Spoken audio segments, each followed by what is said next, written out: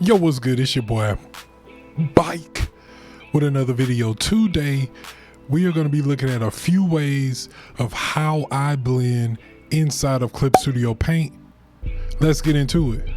I do videos just like this every single week, helping out artists, so you do not want to miss an upload. Hit that subscribe button. So for those of y'all who are unfamiliar with my work or haven't seen my work, this is just an example, just my type of like style, my blending style. Got this one, you got this one, Nipsey Hussle. Right, let me go in so you can see. And then we have this one, and we have this one. And so in Clip Studio Paint, it comes with a couple of blending tools, and you can find those. Most of the blending tools are located on the toolbar, and you just click on the tool that looks like two teardrops. Click on that and you have blend, blur, fingertip, running, color on fiber, soothing, watercolor. And all of these brushes are customizable. You can customize them to your liking, however you like. So we're gonna go to my bread and butter, which is the gouache blender. I love this blender. This is my go-to. This is my go-to blender. So we already got the colors down, and so what we're gonna do is, our first step is to really like thin out whichever way you're going, whether you're going red into yellow or yellow into red. You want to kind of like thin out the edge of whichever color. So we're gonna go red into yellow. So what I want to do is I want to just drag this red into the yellow, just the end part. Just want to drag it. Just want to drag it into there.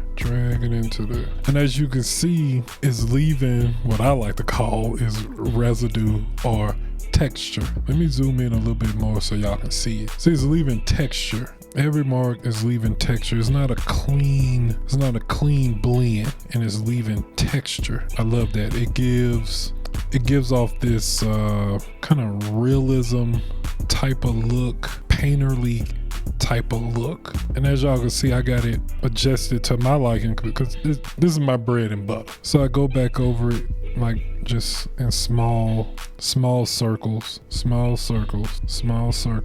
Just go back over it. And the key is you want to have smooth transitions from dark all the way to light. You want your transitions to be smooth. You don't want to look at a blend and be like, okay, that is where that color stops. You don't want to do that. You want it to be seamless, a seamless transition. And there we go, blend it. Now next, put down some color. Now next, we're gonna go with the blend tool, just a regular blend tool. And all of these tools come with Clip Studio Paint. So we're gonna blend this bluish purple into purple. Do it. Tiny small circles. This right here, that's getting straight to it. Huh?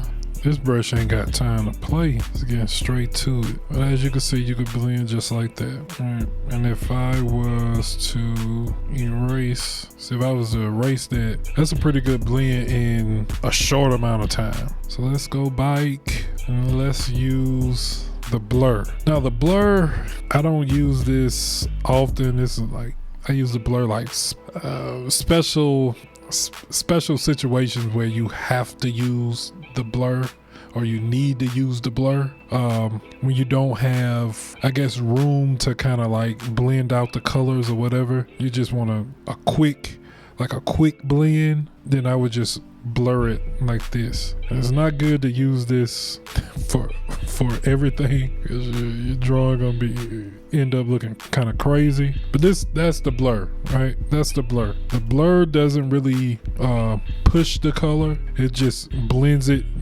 straight where the colors meet. So a lot of times I'll use the blur in combination with the blend. I use the blend and then I'll use the blur. I don't often use this just by itself. So we're gonna try out the fingertip, and it's supposed to be emulating you using your fingertip to kind of, shade. So okay, that's exactly what it is. A fingertip, exactly what it is. And see, that is it's doing more pushing. You see that? The fingertip is doing more pushing of the color onto one side than actually like blending. So once again, you can kind of use this in combination with the blur. Right, kind of use that, and it's gonna push the full strength too. Let's take a look at these settings. Color stretch. Let's bounce that down. Let's bounce that color stretch down to like 31. There we go. Bounce that color. And then go with the blur. So that's another way you can blend. And then let's look at the running color on fiber. Now this one I like. This one reminds me of the gouache tool. It kind of leaves a little bit of texture. Kind of leaves a little bit of texture. So that leaving a little bit of texture. It's actually blending very quick, and if we erase that and erase that, you can see it does a pretty good job. Like without going into like heavy detail, it does a pretty good job of blending. That's the running color on fiber. It does a pretty good job. Let's go bike. Let's go to the soothing watercolor. Let's see how that does. See how that does. And this one kind of muddies it, but I don't really like it. Let me try to play with the settings a little bit to see. Color stretch is already brush density. Drop that down. Yeah, no, I don't really like this tool.